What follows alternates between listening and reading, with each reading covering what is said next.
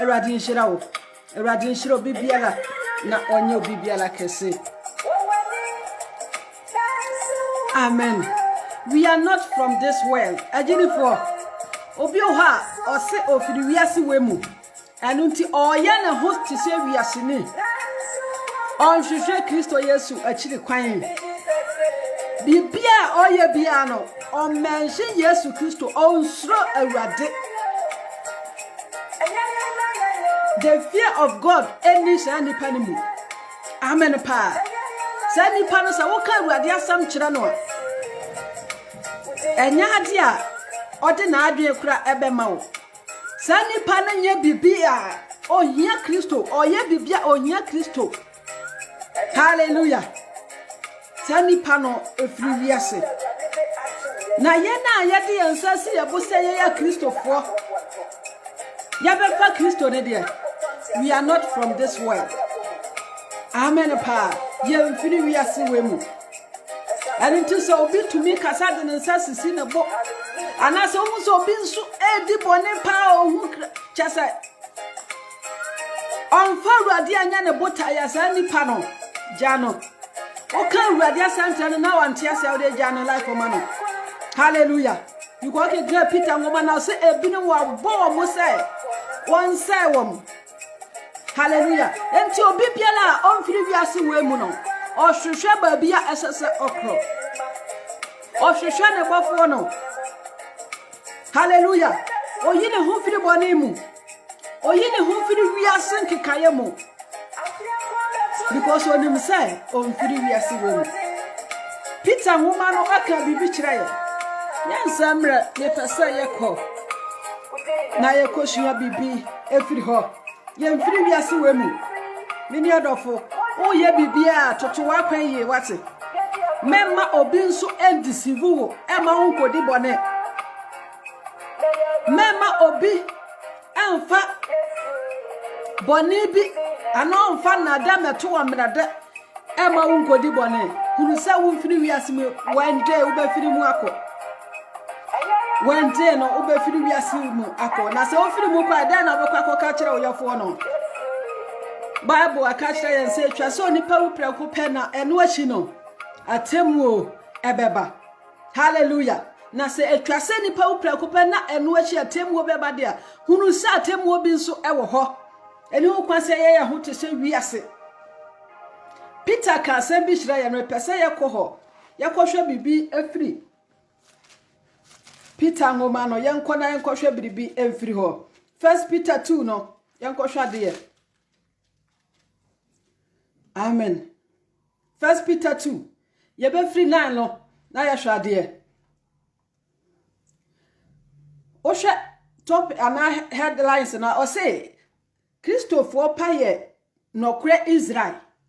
Christopher pa aye nokre Israel na che say ye wo a Christopher bone nso aye dan e wo ho. Ye wo Christopher bone wo ho. Ena ye wo a Christopher papa nso ye dan e wo ho. Ena o ka kire yen say a Christopher pa no omo ye nokre Israel. Menu mienu ye nokre Israel. Ana ye tetale ho keke. Hallelujah. Yen hwade ye. O se na modie. Mo ye abusunya a wayi won. Ahen asafukuo. Oman kronkron. Oman a wafa won aye ne dia. Say mu meka de ofre mu firi esumu ba ne han a eye nwanwa no mu mani ye nkyere. O se na modie henefo menne wodie ye na ya beji Christ ya didie ye na ya de yansasi yambo se ya puwiase ne na fefe die no ene na kono ne die o se ya busua bia wayiyen wan na yiyen Jesus Christ wa choose yen. Hallelujah. Wayiyen na firi wiase. So you can John 17 hono. I hope says I what akanya. That time Jesus Christ obo mpaye ama asuafo no. Ene obi biala obeba befa awurade no. O se what wiase de. nanso won firi wiase asase we yete so de but we are not from here. Hallelujah.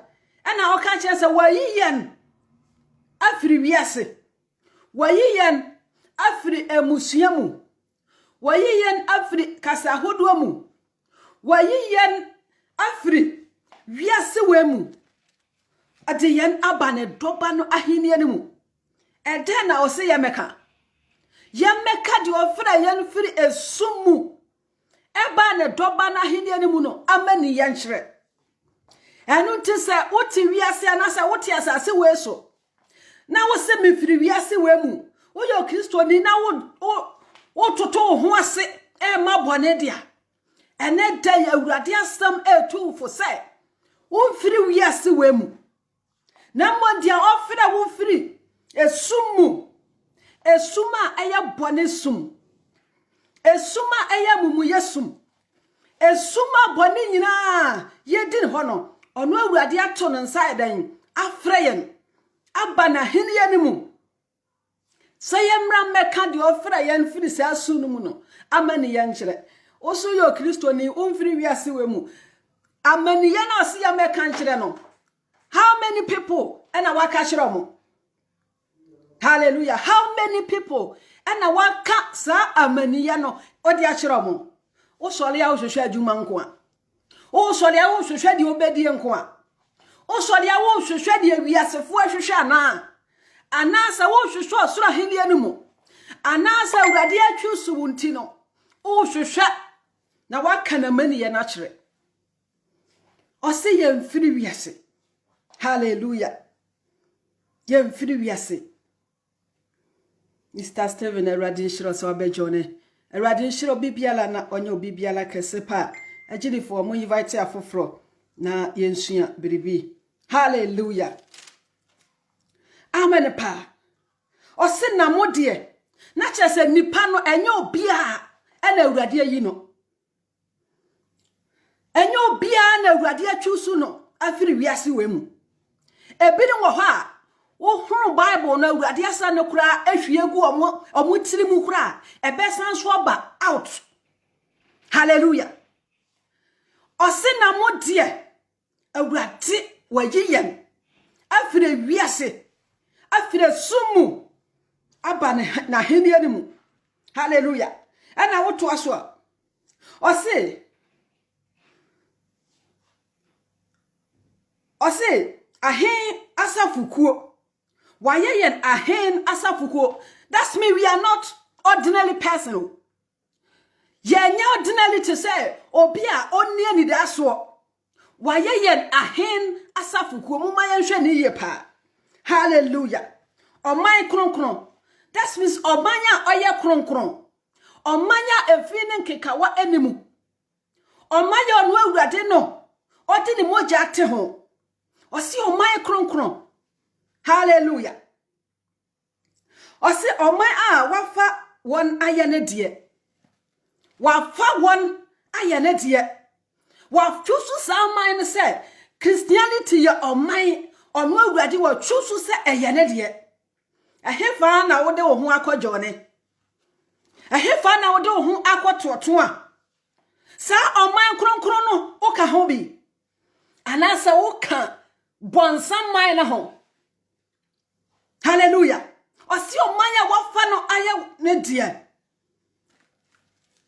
anu tise ne dai uyo Kristonia ene dai uyo jidini mapa hunu se wo mfiri wiase wo mfiri asase we so na wo ba hwehwe ba bia wo firi no na wakọ wonya wo ho te se wiase nida wiase nidia betumi akọ akodi bone wiase ni betumi akasa o media mame nchili wiase ni betumi akọ kuntunu wasa fa meto ma bia mu ama wo dia fa ni free te sa na no video bia menya ya mama mienu pa se Ghana wo se hiu ana omo fa omo tru musa ya ebiri ana omo tete hallelujah ya me no mienu ye nisa ayinisa ye be kwakọ ya bi because ye ni ba bia ye kro hallelujah o se mframa boko ba fa ko ope Hallelujah. Na obiara nim baabi a okro. Me na omienu ye nim baabi a ye kro.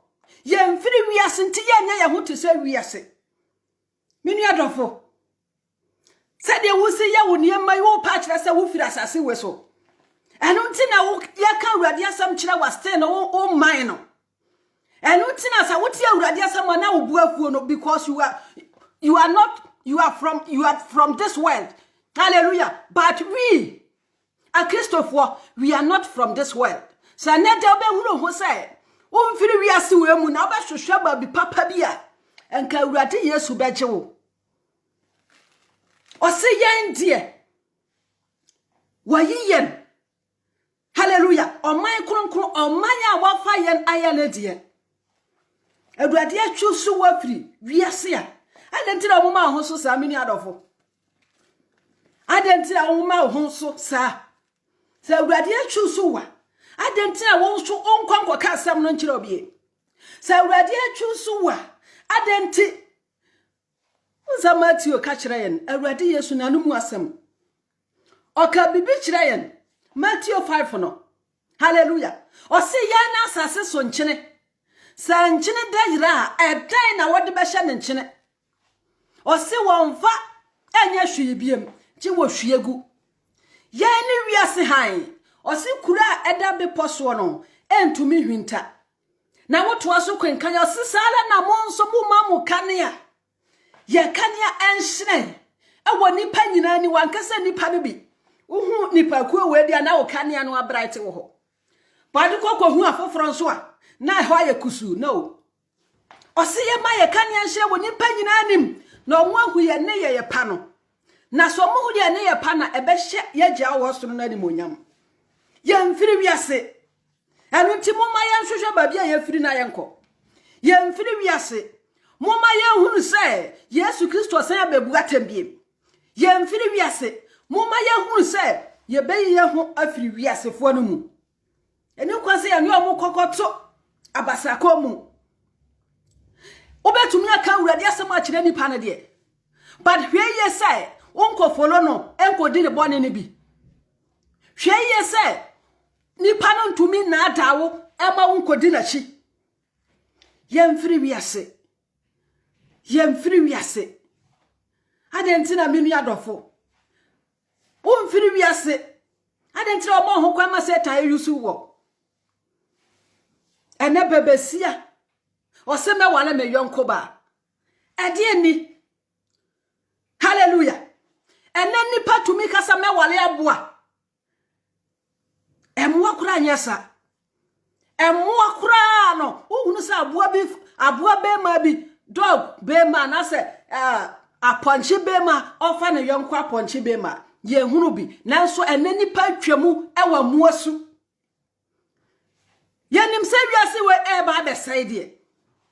Ye nim se sika na ye di akire nti a ye de ya to akogye obi se fa oto beje golf we nso no emema mienu fa oto beje sika ena na ekoso wo wiase fa oto beje mansions.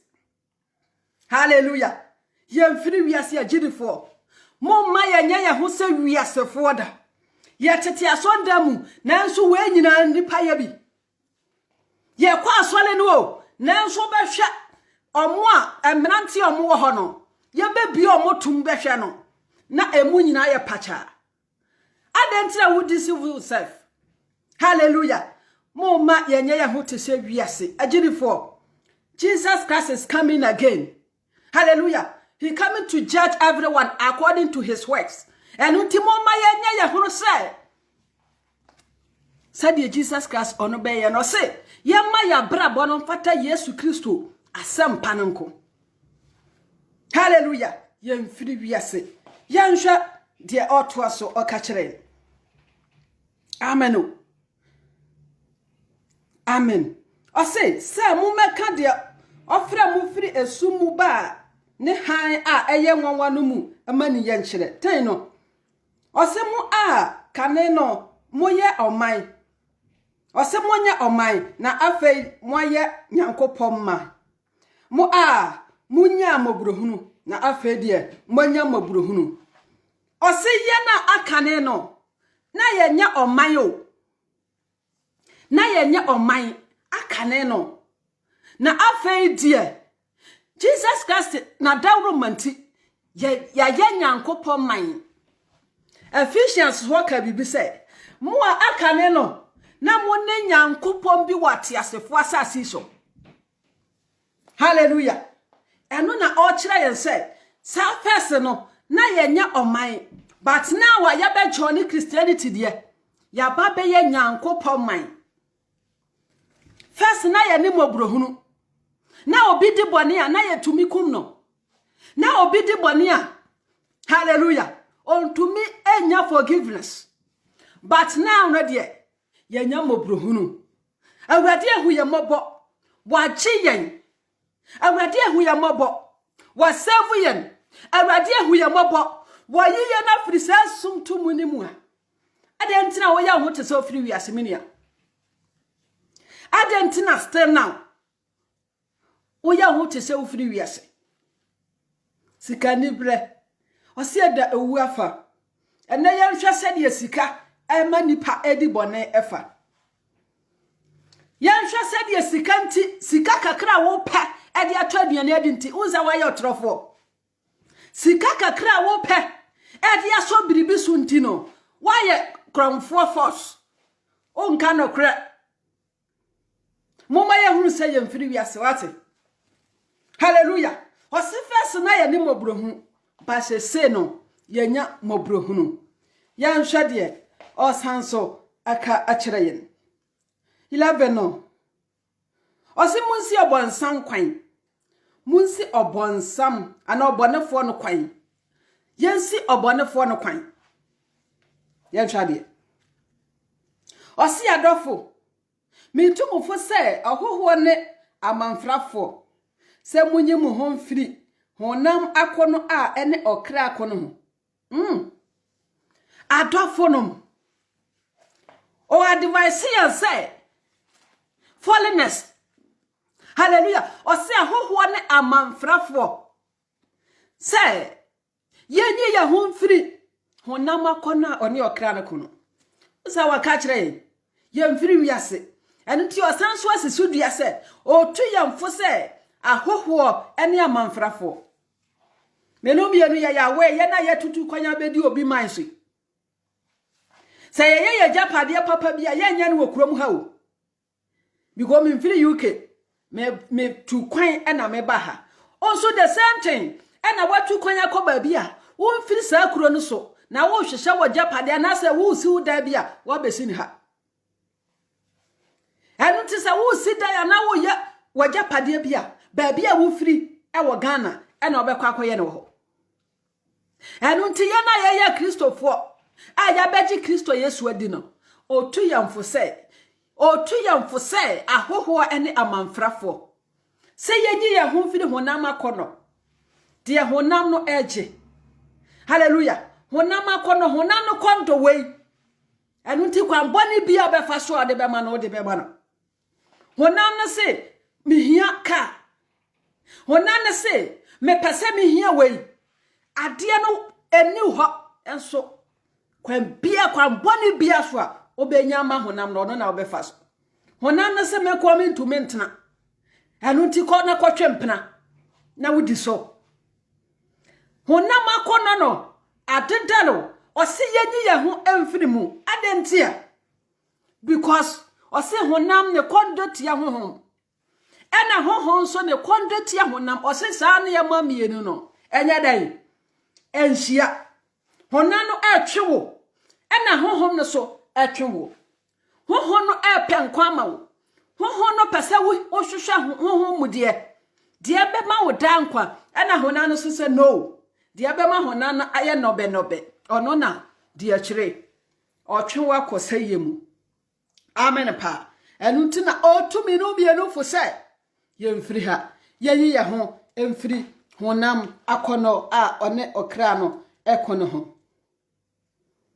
ose na mommo brapa amanamamu na de odi mu ho nsekuro wo mu se ne bonyafo no ohwe mo ne yoye pa no a wahye onyankopon ani bonyam sradan ose na ye mobra papa ye tutu kwan ye mobra pa kura wotimu unsa wagidin wo ho kura wotimu ya to wudi wagidi bone hallelujah osie ya kristofo ye mobra pa manamamu nanso ba bia obedru bia no wuje di bone wo ho osie ye mobra pa manamamu na so obi hunu yen obi di ehun sekuro se ohunu yen se ne bonyefo a because of say bob abrabo papa no obehye nyankopon wani monyam srada no agidifo moma yentutu ya na mo esiye ewiase na mu ewiase wanyade a ebeye te se first ni biem emu be continue ayeden akọ emu be koso ayeden because of that intino obekwa akọjọ ni wiase no ana obekwa akọfa wiase no adamfo ana se obehunu se yemfiri ha enu nti emre bi adu se Jesus Christ banti na wiase no ayede hallelujah yanhwe ye na yeyi ye ho emfiri bone nyina mu yenyi ye ho emfiri mu Peter eka asem bi kire yen yankwa second Peter 3 no yanhwe biribi awurade nhyira mo sem abejone hallelujah second Peter 3 ye be free 3 no yesua biribi akọ yanhwe ade ose nipa ntie atemuo no ho kokobo headlines no ose nipa ntie atemuo ho kokobo ayeden ya temuo atemu a eba wiase enye nipa de atemu a eba wiase no enye nipa temuo na mo Kristo Yesu atemuo kokobo ho asam na o ka kire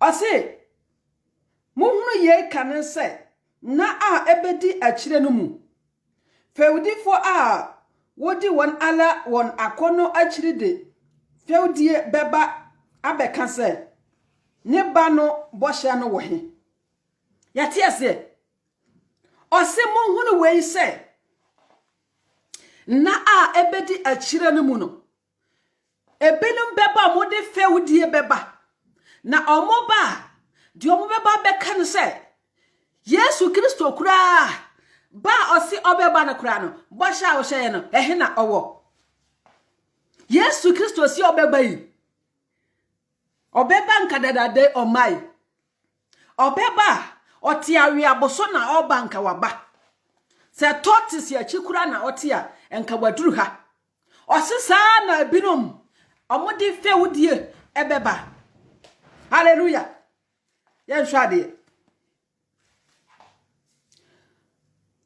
5 no ana 4 na se no ose na efri se ajanum de da yeyi ade nyina te sede ati firi ade bom fitiase ose sede efri hallelujah ajanum efri tam ajanum de da ye no efri tamwa omo forefathers ni wu ye no eni amanyina ate sede etiye bibia nchenyiye omo na mo kasa bibia nchenyiye nanso ye na ye mfira sa wiase we mu no ye hunu se ne ma chenyi pa ye hunu se bone ya doso amumuye ekonanim hallelujah the our spirit of God will be hunu se wiase we enya sa na ete hallelujah because bone ya koso enu ntina Daniel okenka Daniel 12 na hallelujah o se emre no ekwa wie ya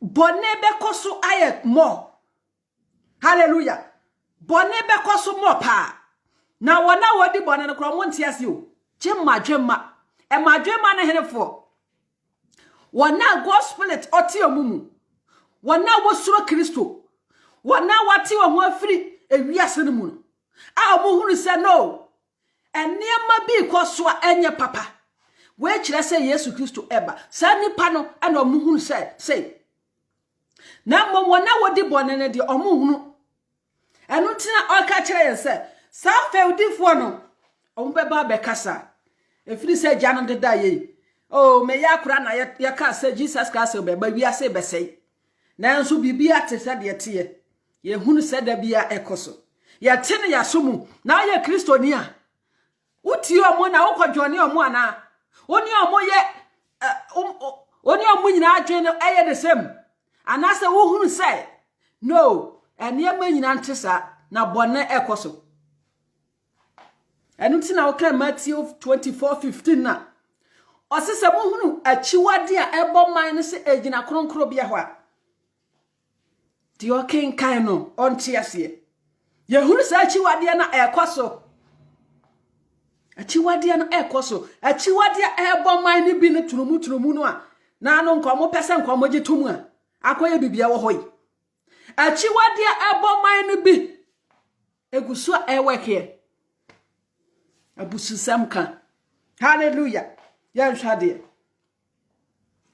amen pa ose na won a wo peye no ahwinta won se efiri tetete no osoro ne asase a efiri nsuo mu na efa nsuo mu butu betim ho ose na wonom a omo pewe no ahwinta omo wonom a omo sie ade nyina atesade yete no omo ani afura hallelujah ahwinta omo that's why Jesus Christ say odi ahwinta wiase mu anyansafo ne anindifo na wabie so akire ye nkokwa yi osoro ahenie no mu ahwinta sem no odi ahwinta enti wona wakekasa no enye omo ahwinta omo because omo nye ready say omo be hwehwe no kre no hallelujah enu ntina enete okasa kire me no mienu say eni kwan say yen sa ne ma ne hwinta ye no asese ye hunu say ye mfiri wiase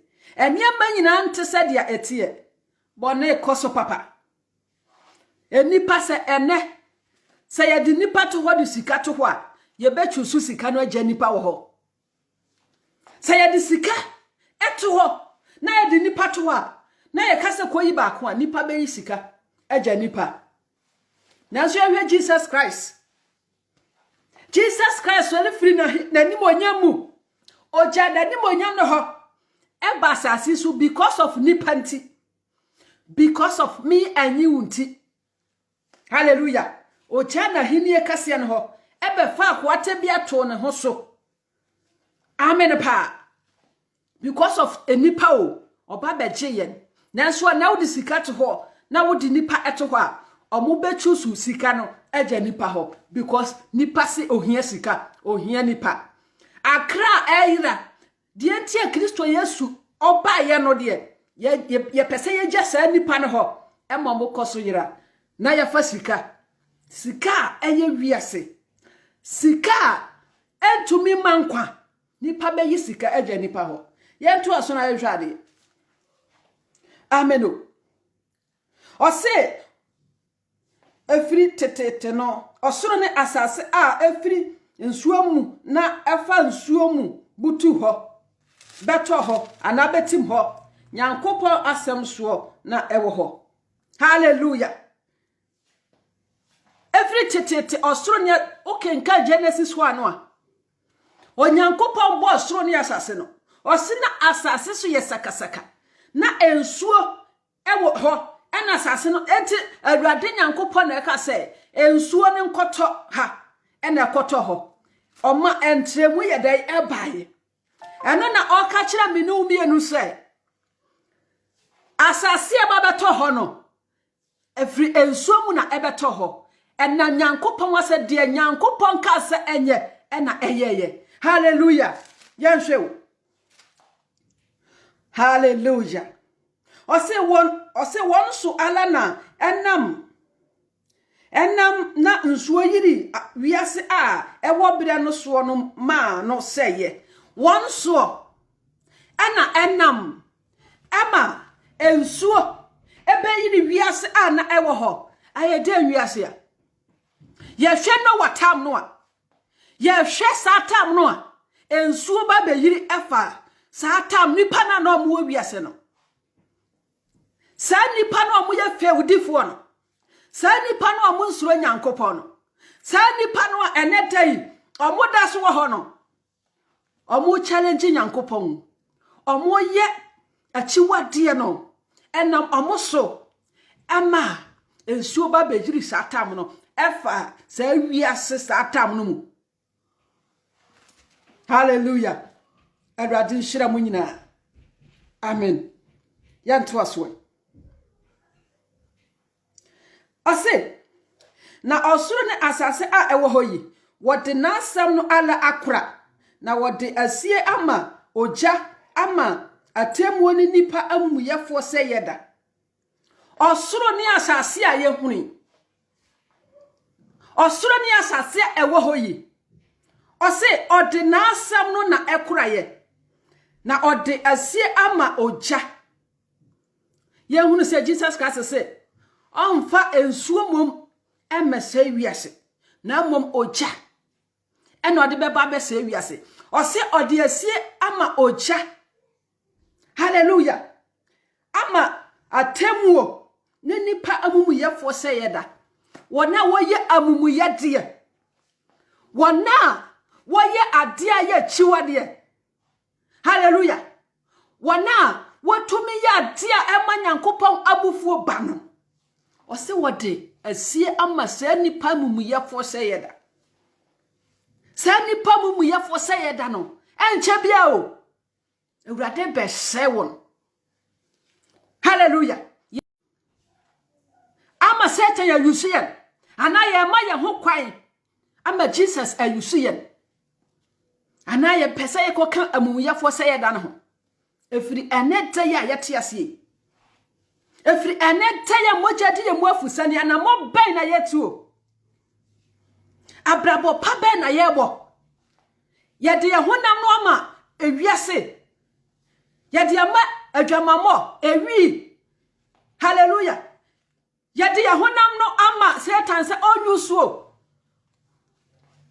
Amen o. Ose osoro ni asase odi oja. Odi asie ama oja ama nipa amumuyefo se yeda.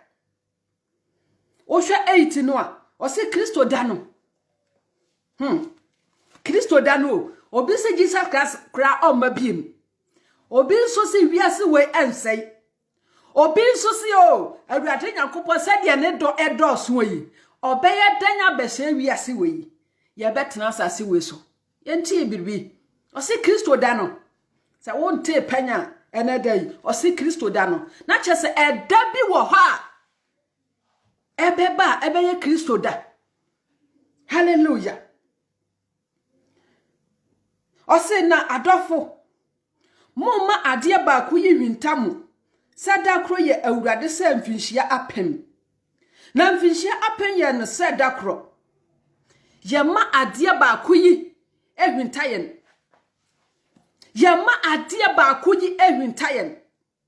Sada kro ye Awurade ni so se mfinhia pem. Na mfinhia pem so ye nani so sada kro. Hallelujah. Obi be kase Kristo wa cha omae. Obi be tumi akase o Kristo Yesu kra no. Ah, da. O se one day no eye Awurade ni so 1000 years. Eti Awurade be tumi akase ena me sana ba wiase abebu atan. Hallelujah. Dia wo calculate say ache no ono de one day ebetumi esane aba abebu atan. Enu ti moma ye ntutu ya na monsi ye. Moma ye nyi ya humfiri wiase mu o. Adafodom.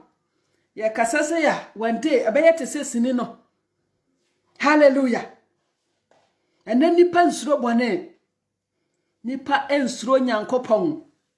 Onipa ensuro Awurade. Osi Awurade ncha ne bɔhye ho sɛde ebinum bu no sɛ ɛkyɛ. Na mmom ɔma ne bojo kyale mamo. Ompese onipa biala bɛyera. Na mmom opese wonyina ba adwensakyerɛ mu. Awurade ncha ne bɔhye ho. Ɛyɛ dem bɔhye. Ose okwa kosiesie baabi amayen. Na owio beba befaye. Ɛna osanso ka sɛ bɔhye no so o maye dankwa. Hallelujah. Nti osi Awurade ncha ne bɔhye ho a. That means ancha bia na oba.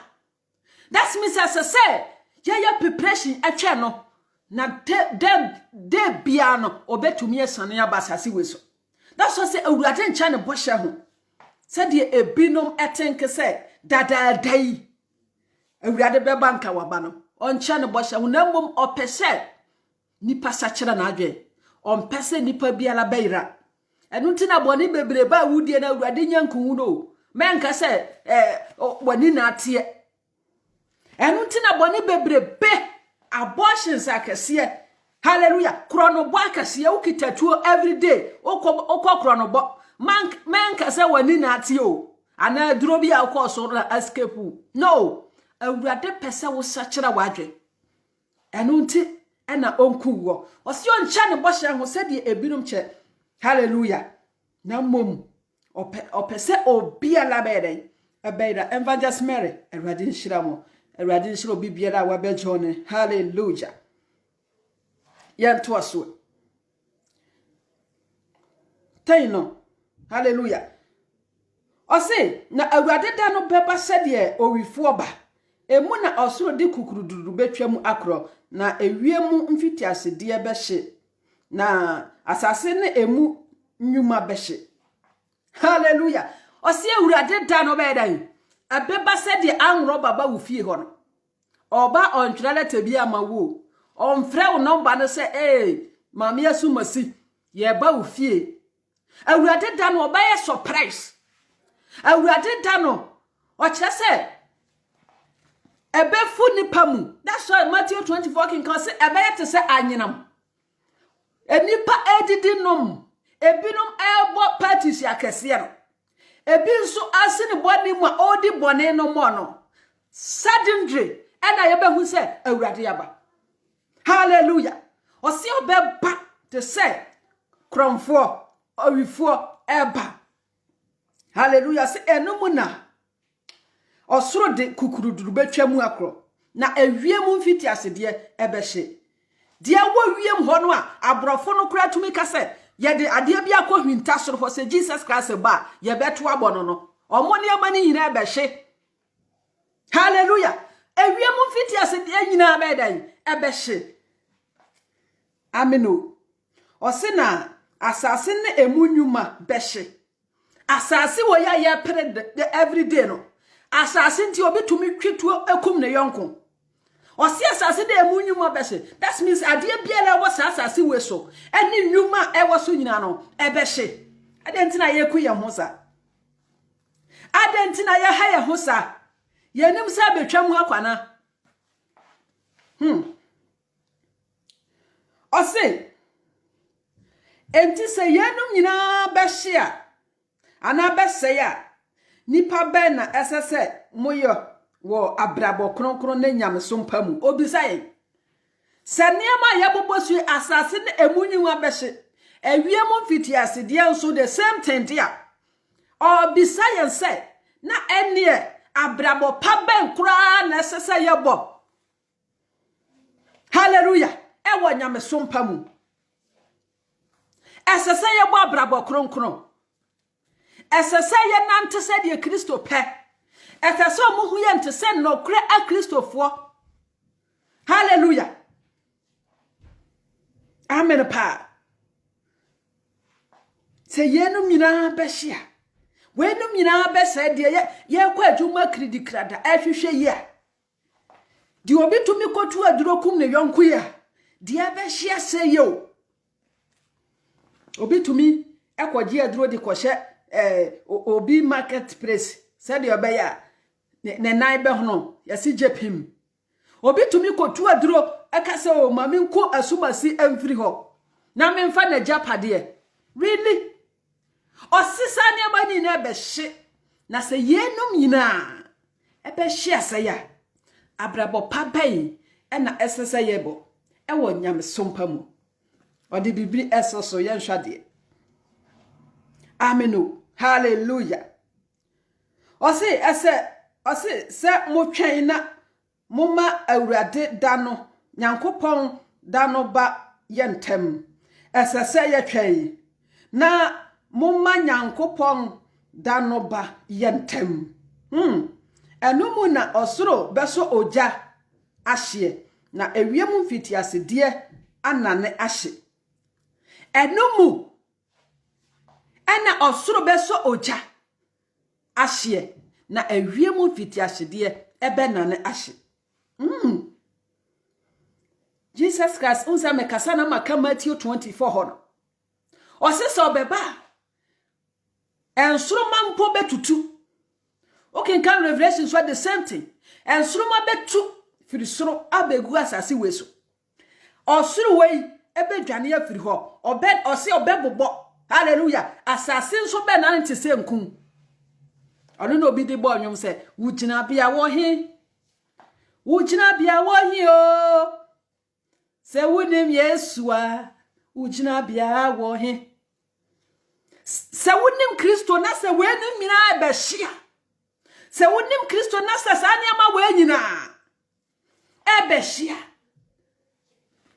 obeyeden hallelujah tena yebeye enu nti yensusu mpiri wiase yensusu mfa ye homa wiase obi wo hokura handbag keke obekitanti obekwa akofa boyfriend hallelujah handbag keka obekura onamwa ye kase o girl you are potu no obekwa akofa boyfriend atade ba akopenti sister wonfiri wiase wonfiri asase weso enu nti tutu wanamosi ye hallelujah wonfiri wiase Erade nshiro bibiela wabejone erade nyamo kese pa hallelujah yanhwade o se na sede ne bohye tie no ye letwe osoro foforo ne asase foforo atene na etemu yentie o sede awurade bohye tie no sede wa promise ye no hallelujah o se ye letwe osoro foforo ne asase foforo atene na etemu that means asase we tene na entemu asase we ayamumuye asase moja saye asase adwaman asase hallelujah azan asase ya hwe wudie nyina e wasase we so moja asase we ya di no enya sanketwa o se ye twe osoro foforo ne asase foforo atene na etemu o twen osoro foforo na o twen dada ya die asay na wo twen o pese o stemu eni o si oba be nane o si ya le twen osoro foforo ne asase foforo tene na etemu wow edien asase na wo twen menua edien asase na wo twen e wa asase weso hwehwe osoro foforo ne asase foforo tene na etemu anana Yesu Kristo ni yembetena da onana Jesus Christ hallelujah o si kuro no nani monyam na ebe brate ho ho nkotua lad bezo ho no yemfa mitabia mebo ho se sister mountain so ya no kani no lad bezo ho hallelujah Yesu Kristo ani monyam na ebe brate ho hallelujah sa osoro foforo ne asase foforo no na esese ye hwehwe na yetenemu amen pa awurade nshiro bibiara wabejone amen ya hwe 14 no o se monye pe obi say no one is perfect but Bible no so say monye pe na chese de ahi na ye follow monye pe no ana ye follow no one is perfect no said ya sofo obinum ekire yenya pe yenhwade o se enti adofo enam say ye le twen ye no munti mommote na wo hunu mu se nipa a woni nkekaye ne dem asomdue mu adofo nom because of say ye le twen osoro foforo ne asase foforo atene ne temu because of say ye le twen say urade se okosiesie gba bibia ma ye no ye modern say ye mankekaye ana efibi ema yemu ye modern say ye be ye ho afiri de entene ho ye modern say ya betwe ho afiri ewiase mu ose ye momode that's me hana ye wajuma eya menumi enu asade se ye momode hallelujah ye momode se wo be hunu ye se nipa a woni nkekaye ene dem asomdue mu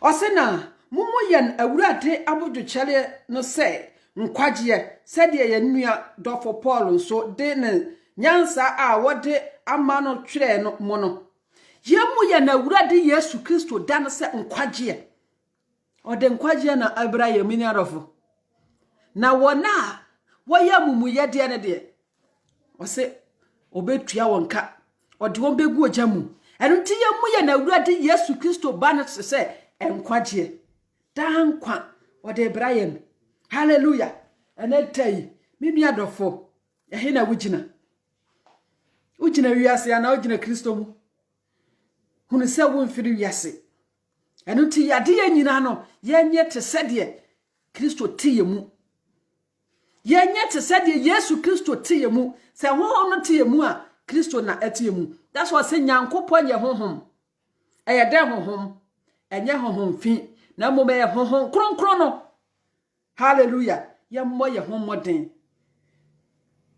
ose sede oyoye woni nyuma nyina a oka yenum ho nsem wo mumu so no emu na nsem a asiye ye hunana ewo na won a wosua ade na won ase timuye toto ano sede woyo atwere nsem a eka no nso ma won ala won sie seye no hallelujah na sie no ose the sentina osmafo Paul nso otwere asene bi Brian hallelujah otwere Brian enu ntino asam otwere be emuna sa asam no emuhunu no ehunu enya obia na etumi hunu mu o eye hunana obi wo ho a obekan onte ase obi bekan sa understand no onya bida obekan te se newspaper na ode ato ho hallelujah ose de okaye no emu ye hunana wona awurade na monso ekutwire ye no omototo ano de asie ho ama me no mienu eye no krese Yesu Kristo beba yanu ti ye mfiri wiase mo ma ye nye ye ho se wiasefo ane wo hu Kristo ni ehu wiase ni hu se wei eye re Christian atro nko a atro hallelujah sa wo pese wo hu se asuma si wei onye Kristo ni papa fasika tra no hwe ka kire no se onye bibi mpo ema wo ensi hu ode besi ho no hallelujah ka kire nipa no se simi dan we mame ana ka kire nipa no se ye we mame obe simi de ne ye 50 Ghana obe ka kire se ye 100 Ghana enso yo Kristo ni Jesus ba ye mfiri wiase mo ma ye nye ya ho se wiasefo hallelujah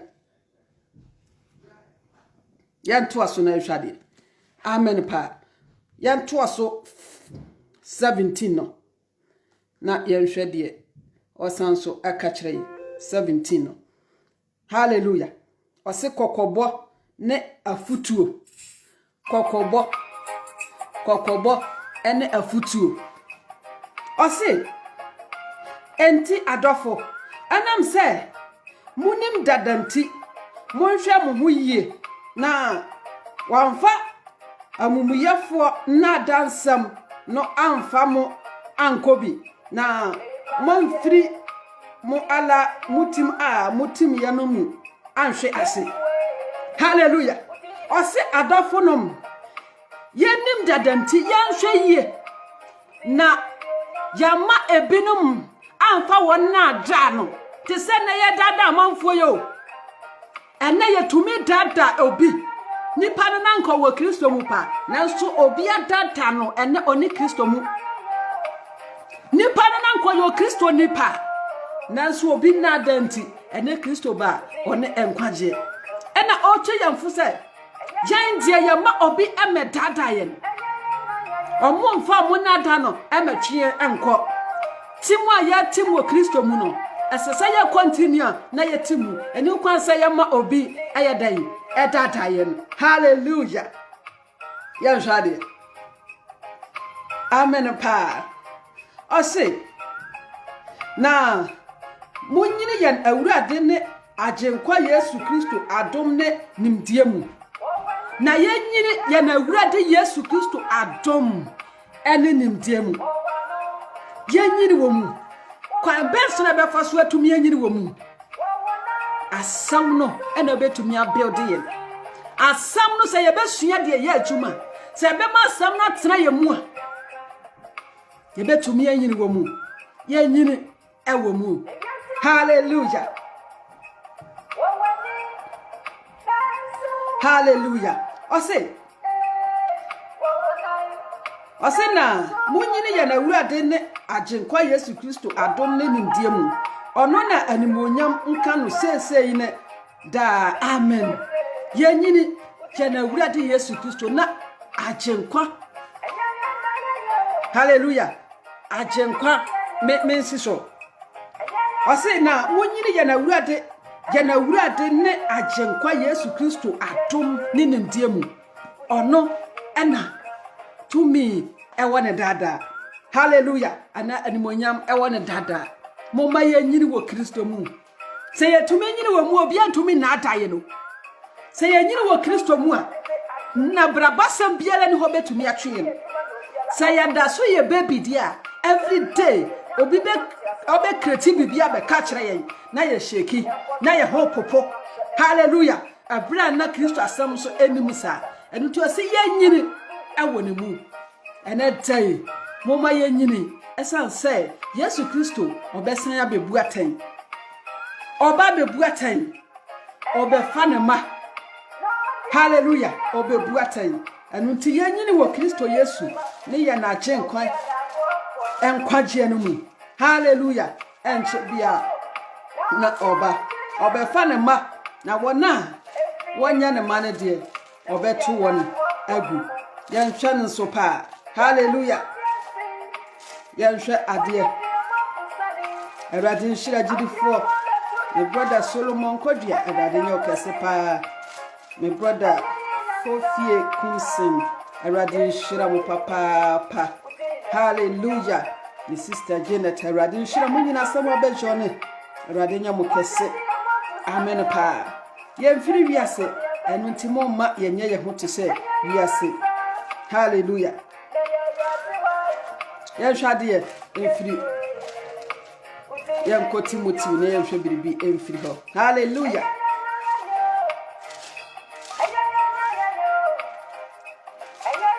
amen pa yanhwe biribi emfiri Timothy omoma no na yamfa ensinyame yadoma ochina ana next time no obesanso atemenka bim amen pa hallelujah 2 Timothy yankotere no na yanhwade hallelujah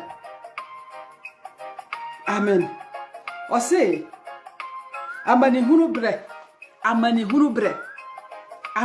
bre na chese amani hunu bi wo ha sese eba ebre bi wo ha eya amani hunu bre ose na hunu yese na a edi achire mu no ebre a emu yeten beba efiri se nipa beye ahopefo na hunu yese enna a ebedi achire mu no enna bi di achire enna bi wo ha eye last day sa last day no mu na Kristo Yesu beba sa last day no mu na wiase we ebe shei enuti wa maye sign say ye hunu sa de na hallelujah eye last day nti o se mra emu ye den beba efiri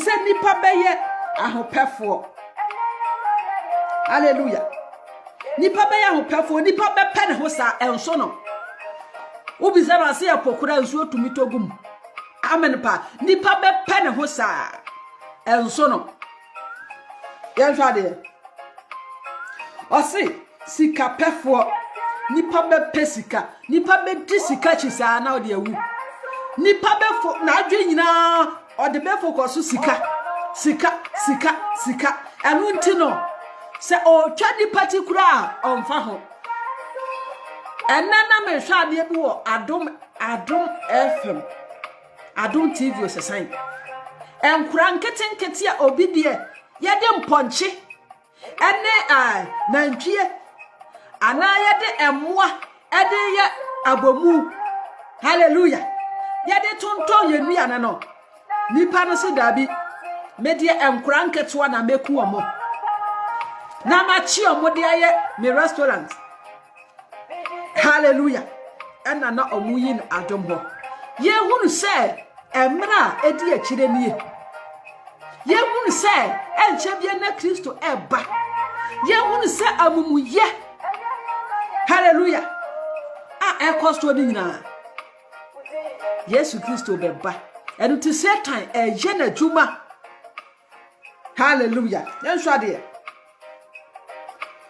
osisi kapefo ahohoahoafo nipa tumi hoahoa ne ho oyonko ne me ana onya me Christ sawati ase ye ka nipa na wo ka bi hallelujah nipa be pa ne ho ose ahohoahoafo obe hoahoa ne ho onipa be hoahoa ne ho obi di bode kra no hoahoa ne ho hallelujah ose ahohoahoafo mi wowei oyonko ne me really dia wo bra pa nyina no ebe hye dia wo bra pa nyina no ebe twemu dia wo de wakoma akodi akire ni nyina ose ni nyina be hye asai hallelujah ose ahohoahoafo oto aso ose ahantanfo ene no na ekoso onya posu apena waboba na batiso omu ade ahantan hallelujah ose nipa be ya ahantanfo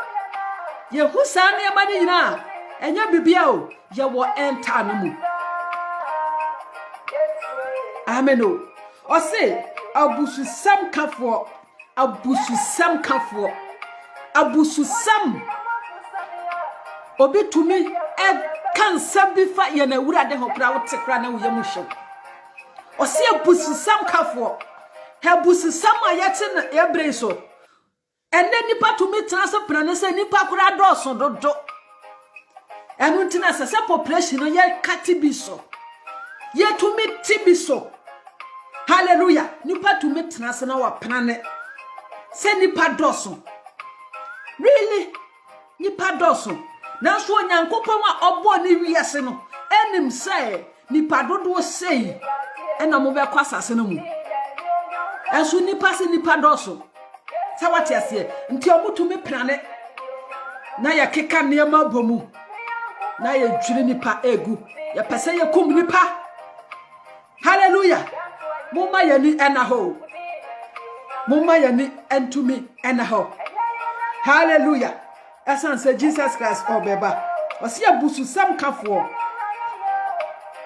osi abofo asamu asodefo ena ya nhwa nkura ya wo mo upura nkura na omumpua o osi awofo asam ho asodefo young boy wasi so ma me kura tufo osi no o papa tufo se ba bia wo kwai enye good osi no wo de akura munim den motam atwamu hallelujah awofo ho asodin eno na ekoso yi ni nyina kire se Jesus Christ ebeba erade nhira musema bejo ne agidifo hallelujah ose amen pa ose bonua ye nipa no obeku ho krama no ohun se waye bibia ma no bibia ni waso nani ose bonua ye fo dia ode be ma ni bia no onso no dia ode be ma ni bia no be kwaso mo ne fa ho hallelujah bonua ye fo dia awurade nyankopon wa yama nipa no obeka kire se awurade nya huma no bonua ye fo enta no nti ana ye hunu no hallelujah ya nhwade ose won abribiala hunte mma won abribiala hunte ema won won abribiala hunte ema won dia obeye bia ye benya ho asem dia obeye bia ye beka ho asem bibia la ho nte emma won emta ntio bibia la ho nte emma won so obegyina social media kura pirichi na sa asomade te se media kura hyewa ho nte man ebinom obeko jamu obete hallelujah ose wona bibia la ho nte ma omo dia obeye den kura no ho nte yan show emta ntia enche na Kristo ebeba amen amen hallelujah ose one awoni do nipa ni do ose nipa ni do nti ana otimi yo no yonko bone do eni honti ana otumi chi ne yonko na wadi ni bad ose one awoni do oni do odo ni sika che nipa odo na boa che nipa hallelujah one awoni do Tawdo yonko anka obekwa akogina baabi aka ne ho asem ya ose won awoni do yenhwo ose hallelujah apamsayefo omo pena ne bibi na obi nso afa ho akose no ose apamsayefo hallelujah wona abia mo ye namfo anaya pena ne say koye wei obesai sa apam na kwekre ose apamsayefo hallelujah ose apamsayefo nsekubafo odi nsekuro ensekubafo ye hunu se sa na ma ni nyina akoso a enche bia na Yesu ba oyo kristoni a umfiri asase weso umfiri wiase wemu enu nti menya ho se wiase ni enko ye saade we bia bi hallelujah esanse enche bia enche o na Jesus Christ ba enche bia na toto bento no esando hallelujah amen hallelujah ose one share one akono so one share one akono so one share one akono so ensan dia mi twabia me pese mi dia akura mi ntumi nyai ontumi nsha na akono so enunti one no me nsa no ayete skeleton one share one akono so enunti sa ne hosole a ontimu no one so ko raba frum no one kasa ko wale ne self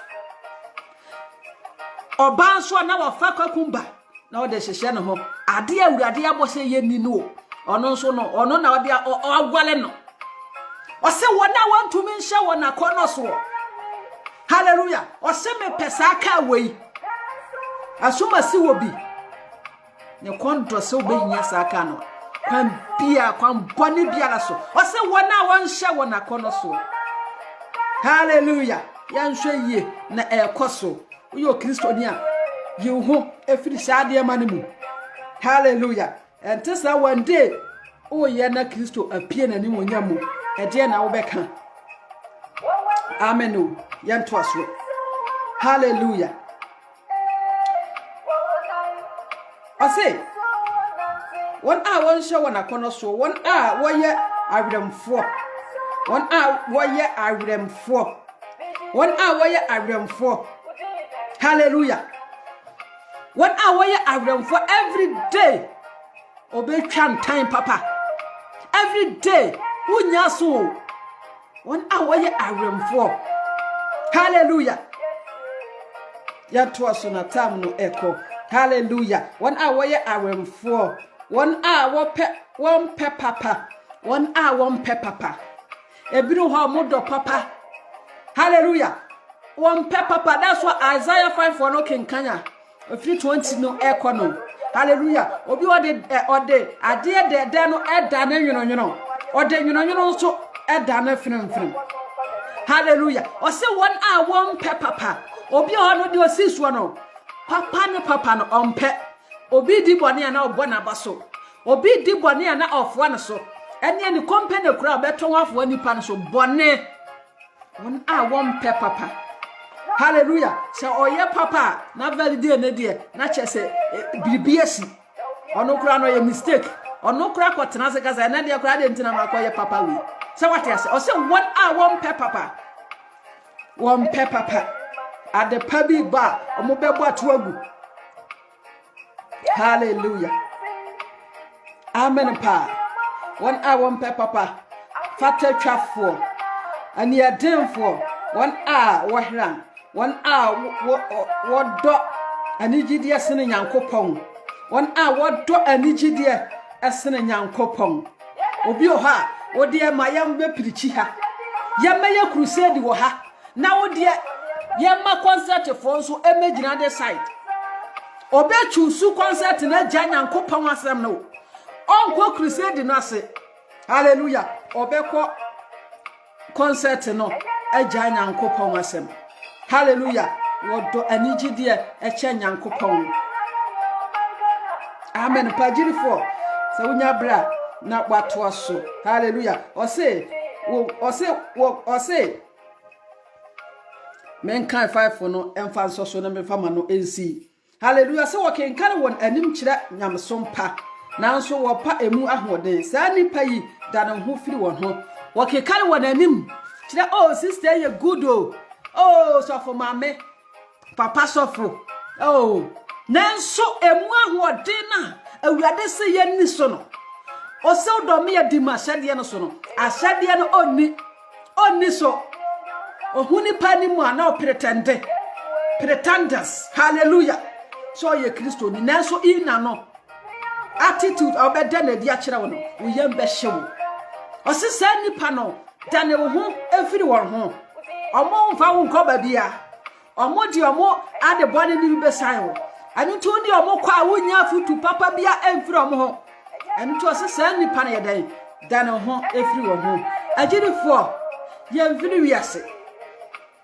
yemfiri wiase yefiri soro anti ya hwehwe ba bia ye yandia Jesus wa yiye na firi wiase wo ye na firi suntumi mu ode na aba ne doba na hene ne mu enunti ye mo ye mbra se Christopher papa that's why I say a Christopher pa eye no kra Israel a Christopher pa eye no kra Israel enunti ye nya Christopher papa na ya ye nokre Israelfo esanse enche na Yesu Kristo obeba Awurade shiro bibiala enetai obaye mo ma yenye ye ho se wiase wiase ne na kono no ose ebetwam okenkan fa John no ose wiase ne na kono ebetwam na Awurade asem tim hoda na de ode ne ho beto asem no so no ono na obeteno sida enti wiase na kono betwam dia yemfa ye ho ma Kristo na yenso yentwam Awurade shiro bibiala na onye obibiara kese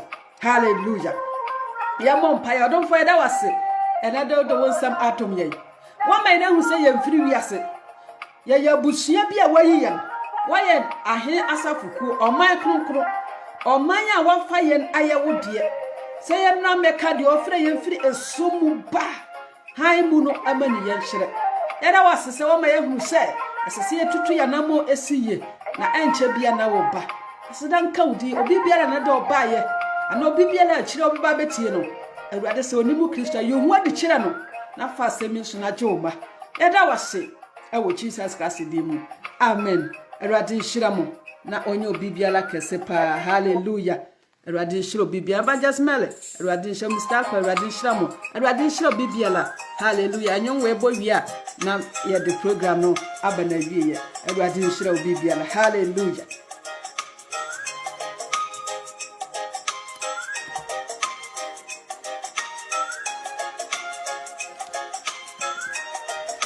amen pa adenya mukase pa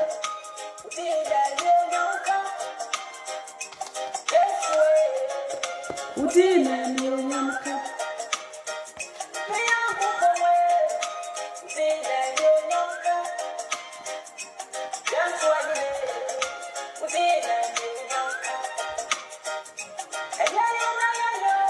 amen pa adenshira mu na onye obibiara kasesa na demo baye Awurade nhiro bibiala hallelujah Awurade nhira mo pa na onya mo kase nyomisia na medema no nyina asi ana the program no aba endo